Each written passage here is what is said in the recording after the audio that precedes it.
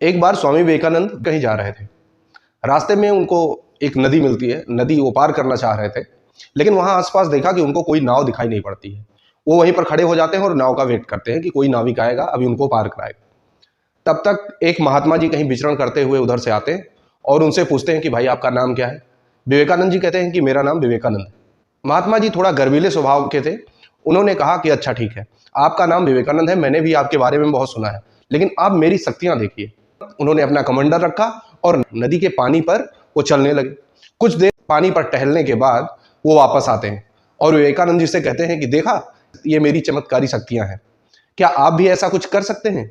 विवेकानंद जी ने हाथ जोड़ा और कहा नहीं गुरुदेव, मैं तो ऐसा नहीं कर सकता, और ये आपका चमत्कार अद्भुत है। जरा हमको ये बताइए कि आपको इतनी सिद्धियां प्राप्त करने में कितना समय लगा? महात्मा जी ने बड़े गर्व से कहा कि ये सिद्धियां प्राप्त करने में मुझे लगभग 20 साल लग गए। विवेकानंद जी ने कहा कि अच्छा ये बताइए कि अभी नाव आएगी और नाव हम लोगों को इस नदी के उस पार कितने समय में पहुंचा देगी? तो महात्मा जी ने कहा जाहिर सी बात है कि 5 मिनट में हम लोग नदी के उस पार पहुंच जाएंगे। विवेकानंद जी फिर मुस्कुराकर बोले कि एक निर्जीव नाव जो 5 मिनट में काम कर सकती है, उसी काम को करने के लिए आपने 20 साल लगा दिए। यानी कि एक निर्जीव नाव आपको 5 मिनट में नदी पार करा सकती है, और सिर्फ इतना ही काम करने के लिए आपने 20 साल बर्बाद कर दिए।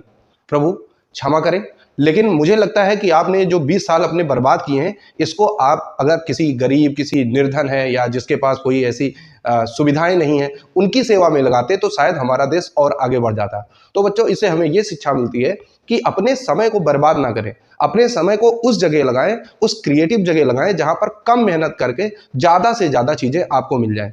कई बच्चों के बारे में सुना गया है, देखा गया है कि वो इधर उधर की बातें बहुत ज़्यादा पढ़ लेते हैं, सुन लेते हैं, जैसे कि उनको जो करना है, जो पढ़ना है, उससे भटक जाते हैं, उससे दूर हो जाते हैं। तो आपसे यही गुजारिश है कि आप वो चीज़ पढ़ें या वो चीज़ करना शुरू करें जो आने वाले समय में आपके लिए लाभकारी होगी। ऐसी दूसरी चीज़ों में अपना दिमाग ना लगाएं जो देखने में तो बहुत अट्रैक्टिव लगेगी, बहुत मज़ेदार लगेगी, बहुत अच्छी लगेगी, लेकिन वो आपके काम की नहीं होगी। तो जैसा कि आपका एग्ज़ाम आ रहा है, एग्ज़ाम में सिलेक्टेड टॉपिक को पढ़िए, अच्छे से पढ़िए, मेहनत करिए, अपना टाइम टेबल बना लीजिए, उस हिसाब से मेहनत करिए। ठीक है, इधर उधर भटकने की ज़रूरत नहीं है, समय आपके पास बहुत कम है, तो अभी से मेहनत शुरू कर दीजिए। ठीक है, मिलते हैं अगले वीडियो में, तब तक के लिए जय हिंद, जय भारत।